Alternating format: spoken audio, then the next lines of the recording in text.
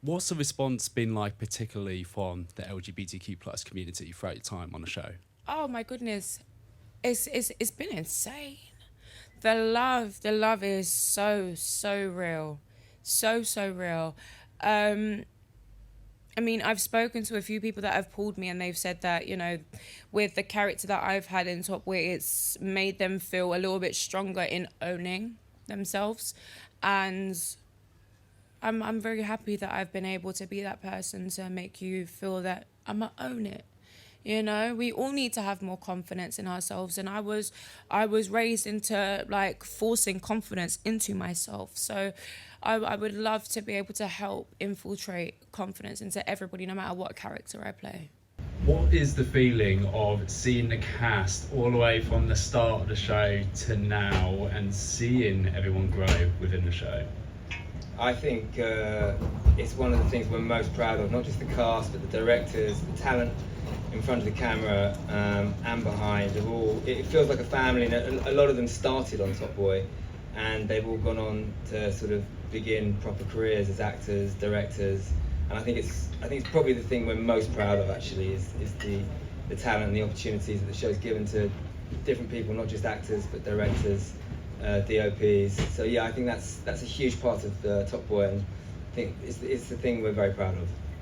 Yeah, there were lots of mentoring schemes we had in place which really work. Like Miriam, who was up on stage tonight, who directed the first 4 episodes of the final series. Before that, 2 seasons before, she started as a mentee, shadowing somebody straight out of film school, stepped up to do an episode directing, and then finally carried the whole series home. So, I mean, there are great stories like that behind the camera. As I say, Ali, I mean, a lot of people involved, not just us, but being part of that journey and seeing that as well as all the other stuff is great. So, yeah. Congrats on an amazing outfit. Thank you very much. A lot of your work really dives into just the chaos of the media landscape and just the world. How do you keep yourself sane? That's a good question. I'm not sure I am sane. I think I sort of definitely have my moments, but I don't generally come to things like this. So I'm normally in Birmingham at home or in a pub, really. So I'm not sort of actually that involved in them. I am, obviously, but I'm not around it loads, and I'm not going to sort of celeb parties loads. I think that helps. And also therapy, exercise, and Nando's. All of these things help. Well, it's a double-edged sword, because you've got the template. You've got not a lot of footage of Peter because he wasn't a famous man, but I managed to find some of it enough for me to study him and to look at his idiosyncrasies and his physicality and the way he spoke, the way he delivered his lines, and also, more importantly, the opportunity to stare into his eyes, As Sarah said in her wonderful speech, I mean, it was not just a chilling story, it was also a story about love and loss, and a real sense of the people who loved Peter and Anne and wanted to honour their memories and were affected by it. And we see that deep love, care, compassion that people had for Peter and for Anne. You're kind of ready to let a character go. You know when it's the end of that character, when they've travelled their full lifespan, in a sense. And because of the nature of the writing, because of this beautiful story arc, which was planted and really designed to take us through those three seasons.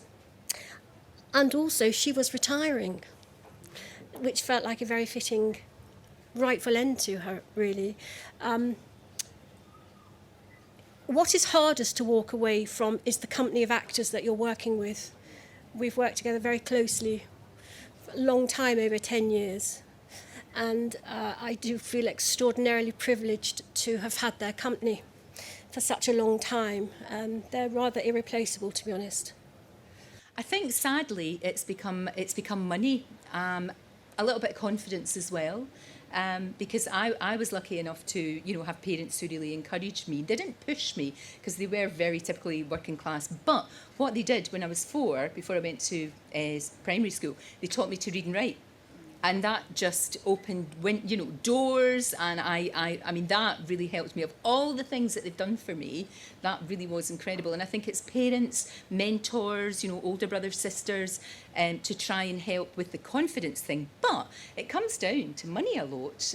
I was only able to come to London and work because I got help with a place to rent. That's why I do what I have to do. That's why I feel empowered and I feel privileged. And I'm telling people tonight that everyone in the television world, they have a responsibility and a duty to be a decent human being, to be worthy, to be privileged, to be able to change people's hearts and minds and to influence their behavior is what we all need to do. You journalists are the same. What you write and what you say and what you do is going to affect people's lives. And the people who get most affected by our behavior are children, because every child is born with a blank canvas, and we're the ones who formulate their minds and their thinking and their patterns. So we've got to do it right. And when you do it right, you feel so good.